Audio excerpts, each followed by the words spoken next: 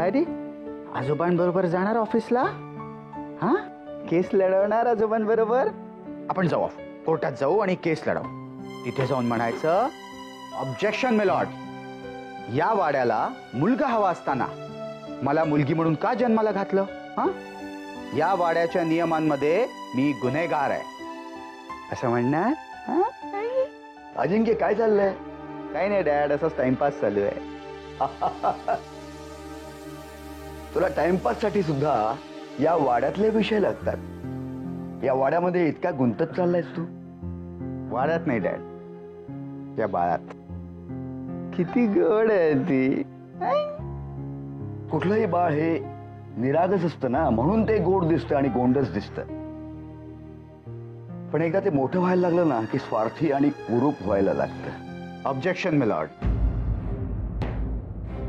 कुठल्याही बाळाचं कुरूप होणं हे त्याच्यावर होणाऱ्या संस्कारांवर अवलंबून असतं.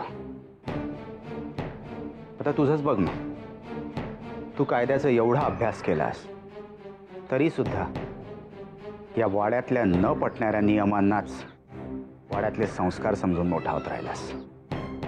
Now let us come to the point. तुला कशाबद्दल आणि काय बोलायचंय? Come to the point. समोर एवढं सगळं काही घडत असताना तू मला विचारतोयस की कशाबद्दल बोलायचंय? पौर्णिमा वहिनी बरोबर जे काही झालं ते कितपत योग्य होतं? तिला स्वतःला संपवून टाकावं असं का वाटलं असावं? या वाड्यातल्या प्रत्येक माणसाचा जीव घुसमटत असताना आपण उगाच म्हणायचं की आपला वाडा आनंदी आहे. आता त्या दिवशी तर पहा ना, अक्कादांनी त्या माणसाला सो कॉल्ड न्याय दिला. काय की तुला मुलगा होत नाही म्हणून तू दुसरं लग्न कर. पहिली बायको असताना केवळ मुलगा होत नाही म्हणून दुसरं लग्न करायचं हे कितपत योग्य आहे? योग्य आहे काय? नो, ऑफकोर्स ते योग्य नाहीये. मग कायद्याच्या विरोधात जाणं हा गुन्हा आहे आणि अक्कादांनी हाच गुन्हा करायला एका माणसाला एनकरेज केलाय. त्यावर तुम्ही काहीच बोलणार नाही? हे बघ, अक्कादांनी हा जो निर्णय घेतलाय ना त्यामागे काहीतरी कारण असेल. आणि अजिंक्य, त्याहून महत्वाचं म्हणजे आपण पुढे होऊन काय करायला गेलो ना की त्यात अडकायला होतं. म्हणून मग आपण त्यापासून 4 हात दूर राहावं ना आणि आपलं काम करत राहावं बस. उद्या जर हे माझ्या बाबतीत घडलं तर तरी तू काहीच बोलणार नाही? नाही, त्यावेळी मी तुझी बाजू ऐकून घेईन आणि अर्थात तुझ्या हातून कुठलंही अविचारी कृत्य होणार नाही याची जबाबदारी तू घ्यायचीस. पण हे तू इतक्या तळमळीने का विचारतोय?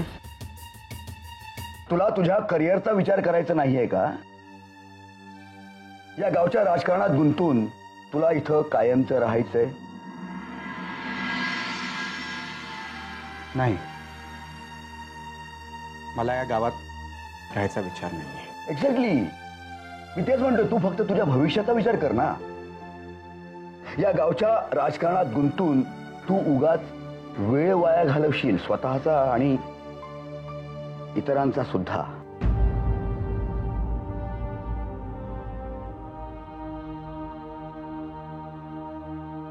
अजिंक्य, विसर, सगळं विसर. हा वाडा, हे गाव, तो व्यंकटेश, मनोरमा, या सगळ्यांना विसर. त्यांच्या भानगडीत पडू नकोस प्लीज. येऊ मी?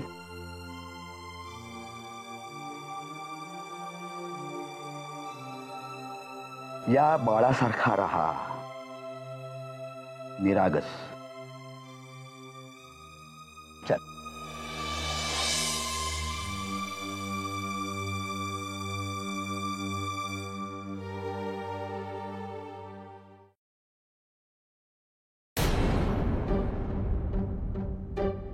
चला गुरावानी चरा. हा, खायला काळ आणि भुईला भार. बाप तिथे मरमर मरतोय आणि हे दिवटे इथे निवांत खात बसलेत.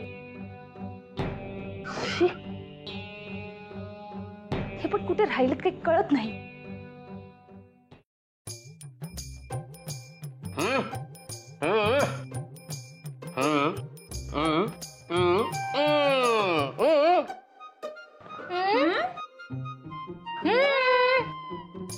अरे गिळा गिळा गिळा.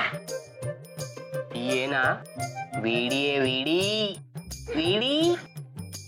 आणि ती अधिक वेडी झाली ना की आपण तिला दगड मारू.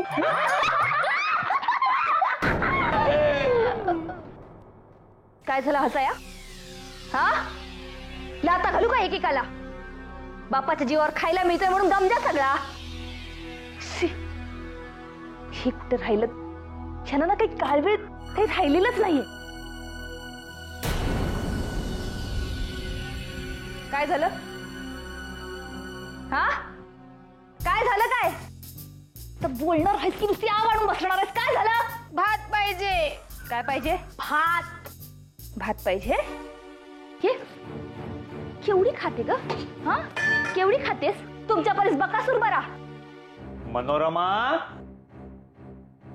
घे घे. काही अजून हवंय तुम्हाला? चपाती. ए मनू,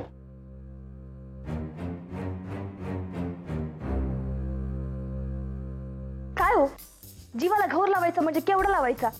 आता गेलो आणि आता आलो असं म्हणलं ना? मग आता येत आहे बाई. म्हणू तुला त्या सरकारचं वाईट झालेलं पाहिजे की नाही? काय थोडं सापडला? 100%. बस बस बस बस.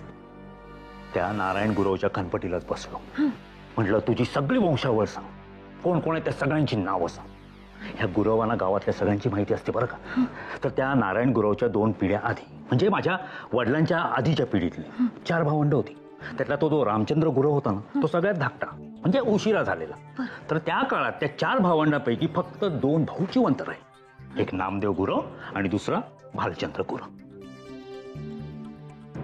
काय काय नाही कळलं तुला? समजावून सांगायला लागेल. सांगतो तुला, सांग. आपली पोरं आहेत ना इकडे. तू ये ग, ये. राहू दे जेवण राहू दे. ये ये ये, इथे उभे राहा, इथे उभे राहा.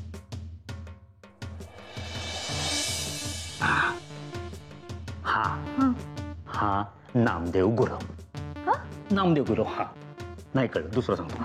तू ये पटकन, पटकन ये.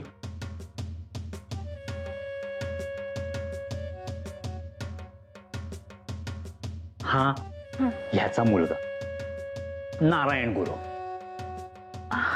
कळतंय तुला, कळतंय. तू ये रे, तू ये. अरे नको रे, नंतर जेवशीलच. तू ये. इथे वर. हा ह्याचा भाऊ भालचंद्र गुरव. हा परागंदा झाला, म्हणजे तो संन्यासी झाला, आलाच नाही. पण जेव्हा आला गावात तेव्हा ह्या गावात राहिला नाही. तो तिथे कुठे वेताळांच्या माळावर जाऊन राहिला.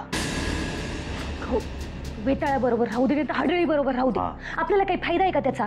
उगाच काहीतरी. काय उगाच नाही, हा अजून जिवंत आहे. काय?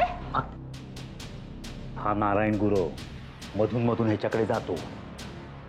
मी ह्याच्याकडे जाणार आहे. मी ठरवलंय ह्याच्याकडे जायचं. आणि ह्याच्याकडनं एकदा का माहिती आपल्या हातात आली की मग सरकाराची धिंड काढण्यापासून आपल्याला कोणी बी थांबवू शकणार नाही. आता कसं बोललीस? तात्या, काय? मी जाऊ ना आता? हो जा. तर नाही ना मी भालचंद्र गुरव? नाही जा. अरे ऐक, एक काम करूया. तू पण चल, त्या वेताळाच्या माळरानावर जाऊ, गंमत करू.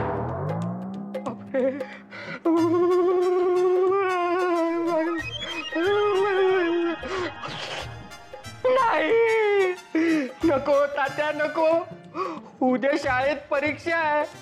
वेताळ रागवेल, मास्तर रागवतील. काही होत नाही का? कशाला त्या मुलासनी कशाला घेऊन जाताय तुम्ही? चला बघू, हात पाय धुवून घ्या, मी पाणी ओतते. चला. आलो मी. चल.